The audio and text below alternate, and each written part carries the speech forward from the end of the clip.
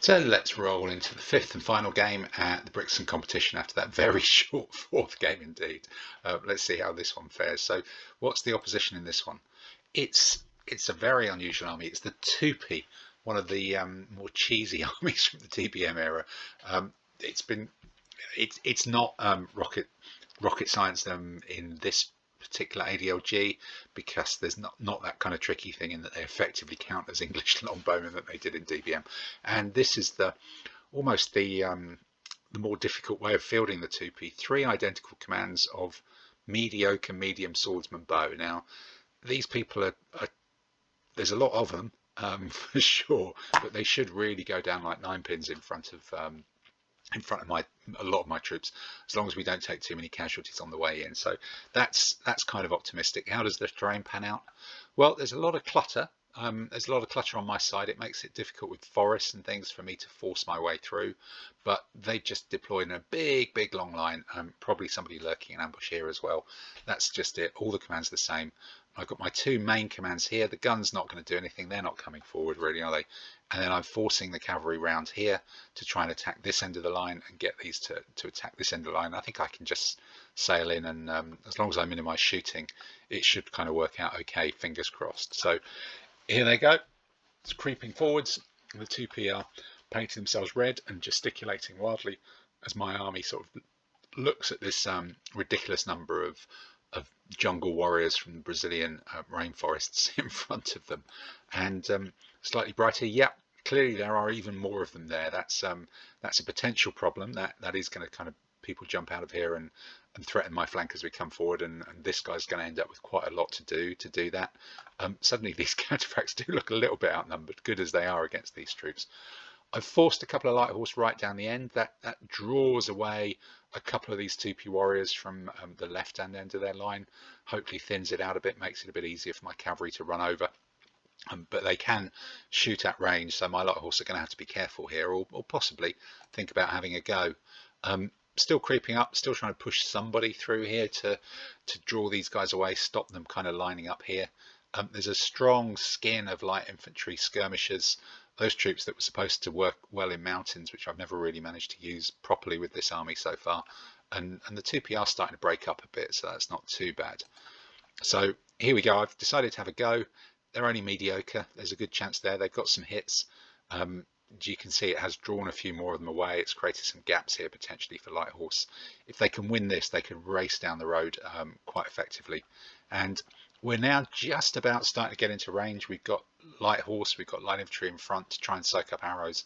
These guys can hopefully soak up arrows on their own with their thick armor as we're closing in on them. But there's just so many of them, and I have to deal with this flank, which is pulling my command over here, creating this bit of a gap in the middle. But medium cavalry hiding behind, they can slide out and charge with the right command and control. There's every chance still of a big clean strike with pretty much everybody at the same time. Right, my also haven't done so well, and these guys have been reinforced. So suddenly maybe they can sneak past, but we have lost one of our guys down there to some of the 2P warriors, and I can't really afford a one-to-one exchange in this game at all.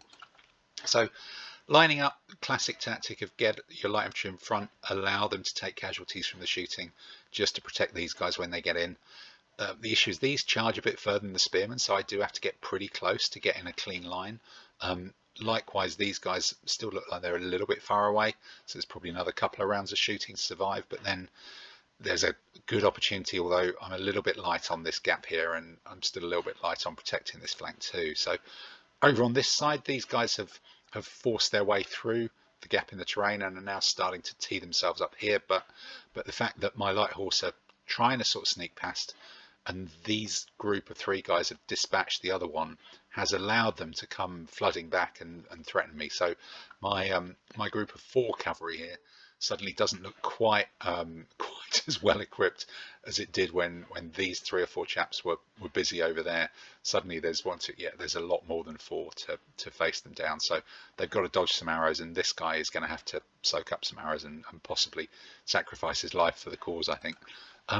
So yet more still creeping forwards, still more 2P. There's just too many of them. They are around the flank. This guy's going to have to deal with that. We're going to have to try and get clean in here and see if we can break through before this thing does it. But 1, 2, 3, 4, 5, 6, 7 against 4, really 5 and a flank guard with reserves. And there's more people here. It is numbers, isn't it? There's a lot of numbers to make overlaps there. So what have they done? They've gone in, not, well, kind of clean-ish, but not great. There's an overlap there, which is a problem. But I need to just break through, use the punching power of the cataphracts to get through and deal with these kind of crappy guys hitting me in the flank, because they're going to hit me in the flank somewhere. There's just too many. And with this kind of curved formation and the disparity in troop numbers, I'm going to give away some overlaps somewhere. Looks like a spearman has gone over there to deal with somebody. We've taken a chance by leaving a gap there, but you know, it's all about these guys getting a quick win and punching through, and these guys getting a quick win and punching through, and then rolling up. So what happens over here? Yeah, again, same thing. All the cavalry have gone in. I'd only taken 1 hit by the look of it, so there's a good chance of some serious combat here and just skittling these guys over before going straight through them before these guys can start rolling me up on the flanks. So what's happened here after this? Looks like, yeah, there's quite a big punch through the middle here. We're almost into the second rank. These guys have almost punched through as well. He's kind of floating. He's got stuff to do. The spearmen are in a bit of a desperate struggle there. My cavalry have started to go through, and there's some hits here. But again, there's still spare ones that I'm going to have to run over, and the unmaneuverability of the cataphracts may start to come into play here. My light horse is trying to deal with the couple of light bowmen who've come back to deal with it. If it can kill those, it gets in the back here and speeds this up quite quickly as well. So a bit of a mixed bag here. There's a few confirmations, which will mean that I don't get the benefit of impact and furious charge in the first round. The combat is carrying on. But I'm starting to overwhelm some of these guys, and this will create potentially quite a big gap. The medium cavalry are racing through and trying to get towards the baggage. My bowman's not doing so well, but they also are starting to roll up, and it looks like I've lost at least 1 cavalryman there, and I'm about to lose the second one too. So it's starting to be nip and tuck. That initial advantage is being eroded as just sheer numbers of red painted bodies just hurl themselves onto my troops. So over here we're starting to turn out and roll them up, but this struggle is still going on. These spearmen are kind of double overlapped, and that's, even though these guys are mediocre at fighting, that's still not a great place to be. It looks like my spearmen are losing out there as well, but the light infantry are coming back into the fray, dodging between the units to create overlaps and harass the enemy and give me even more advantages here. So it's still, you know, very much in my favor, but there's a glimmer of hope for the red painted guys. In fact, suddenly there's a much bigger glimmer of hope. My spearmen and my medium spearmen have all been wiped out here suddenly. These guys are flooding forwards. Okay, the cataphracts have gone through, but this infantry unit with 2 hits, another yellow edge, now looks in desperate trouble as well. It's going to be very difficult for them to get out of that. And suddenly there's not so much in front for the cataphracts to run over. Over on the other side, my cavalry are now getting broken up. They're starting to go into, make some holes in the Tupi, but this guy's clearly beaten someone and moved forwards as well. And with so many combats going, even if they win, they're going to expose flanks, or they're going to submit themselves to being attacked, you know, from both sides there. So this guy has got some winning to do, but he's got to do it pretty quickly before he just gets mobbed. This guy can race forwards. I'm in trouble there unless he wins quickly as well. And let's see. So the hairy suit warriors, the feather guys, still just about hanging on. And every time they hang on, it just creates space for someone else to come through. Looks like more of my guys are still busy fighting there, and we're still trying to fight our way to the baggage camp. But look at this, they're still fighting bravely. There's generals involved. There's Tupi warriors. They're holding up against my double injured medium cavalry lancers in a protracted melee. Not really a win at all. Very, very tricky.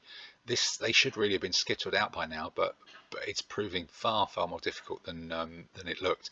And the Tupi are really swinging back into this, and what happened in the end was the Tupi did swing back into it. They ended up falling just short of breaking themselves, but just through sheer weight of rubbish numbers, just swarming my guys. And really, I think a penalty, I guess, or a punishment for failing to get in with a clean line, and probably also for wasting a few light horse, which I sent on those kind of diddery about outflanking moves, but ultimately they got picked off and mugged. and my army just couldn't afford to lose those skirmishers. Whereas the Tupi, everything that was fighting was a combat capable troop. A lot of the stuff that I took casualties for was skirmishers hit by the archery, and that meant that I just didn't have enough combat troops to survive the final reckoning, as the two armies got to grips at close quarters, and I just ended up giving up flanks through sheer weight of numbers. So a really close game, a really surprising win, I think, for the Tupi. They were almost as surprised as I was, but in the end, probably down to not getting that attack in clean. And with that, that's the end of the Brixham reports.